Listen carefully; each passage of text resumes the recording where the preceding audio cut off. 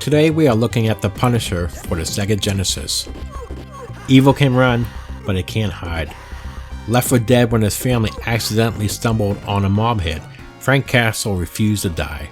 Fueled by vengeance, he now wages a one-man war on the mob, a self-appointed judge, jury, and executioner.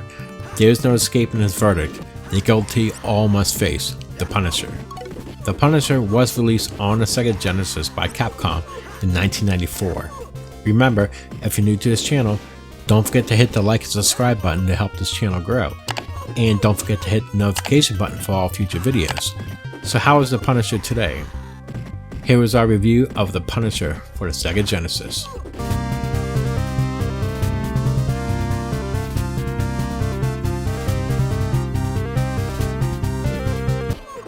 Frank's origin is where the story and game begins.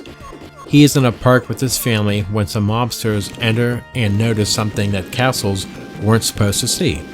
The mobsters then shoot him and his family to death, but only Frank survives. Frank Castle's family perished on that day. Frank Castle passed away on that day. Now, there is just a Punisher, and you are doomed if you are guilty. They did a really good job of telling the story through the dialogue and cutscenes, in my opinion.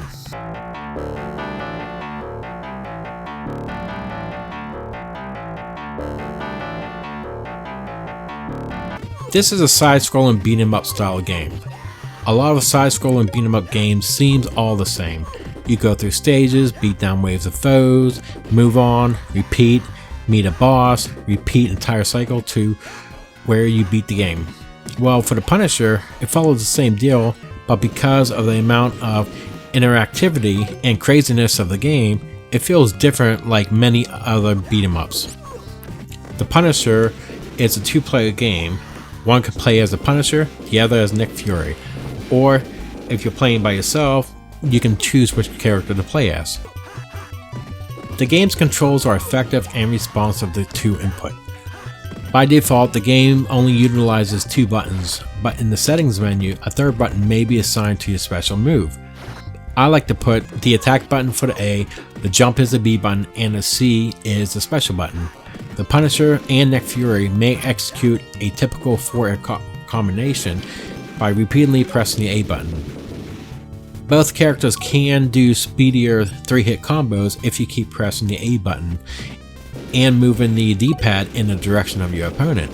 This is helpful if you have enemies sneaking up behind you. Most stages appear to operate by the guideline principle. If it appears that you can pick it up, you can.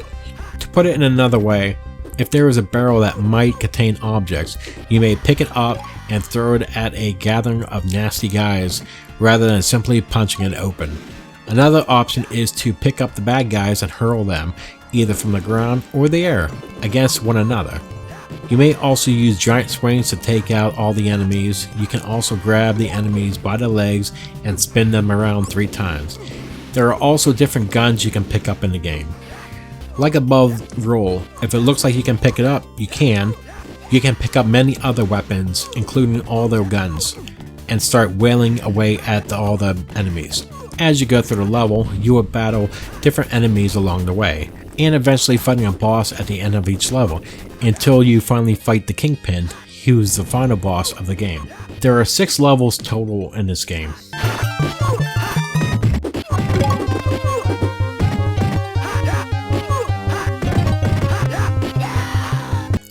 The animation is generally done nicely, and the sprites are reasonable size with high quality. Nick Fury and the Punisher both have serious looks. Additionally, they blow and huff when not in use, which conveys urgency and severity to the player. The game has a wide selection of backdrops, which prevents the game from getting repetitive. One drawback is the poor use of color, especially for such a delayed release. The general atmosphere of the game is gloomy and even murky. It is not on par with the color of the arcade version.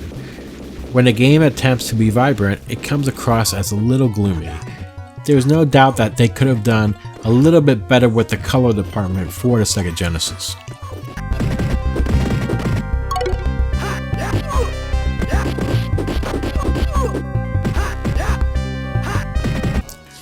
It is a little frustrating that the music is just okay to metalcore considering its potential.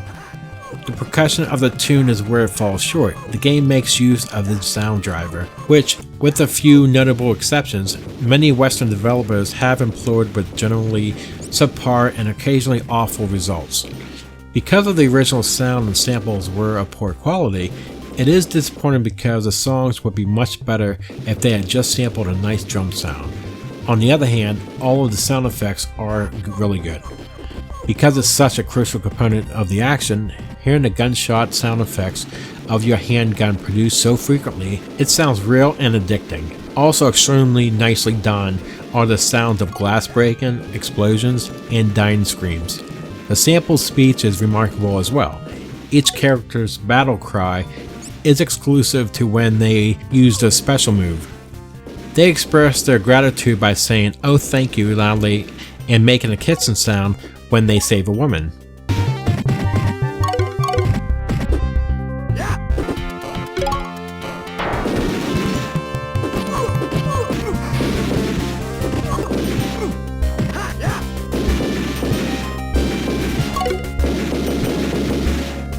Most of what made playing the Punisher in the arcade such fun is still included in the SEGA Genesis version. Smaller sprites, less motion, color loss, and lower quality audio are all typical downgrades. Even with the constraints of the SEGA Genesis adaptation, the arcade game's charm is still present. The fast-paced gameplay is still present, and it still functions nicely. The majority of the enemies and techniques are included, along with all the stages. It more than holds its own when compared to the arcade version. With a clear focus on firearms, it separates itself from other beat-em-ups. The Punisher was a really fun game to play, made by a company that was probably best suited for a game of this subject content and nature of the man in question. While it wasn't as good as the arcade version, it came pretty close. I still had a lot of fun with this game. The Punisher for the SEGA Genesis is getting an 8.5 out of 10. What did you think about the Punisher for the SEGA Genesis? Leave comments below to share your thoughts. That will do it for this episode. We do live streams throughout the week, mostly games from the Xbox or the Nintendo Switch, and we also do retro games throughout the week as well. And remember, if you like this video, give it a thumbs up for your support. Thank you for watching, and I will see you here on the next episode. Have a great day.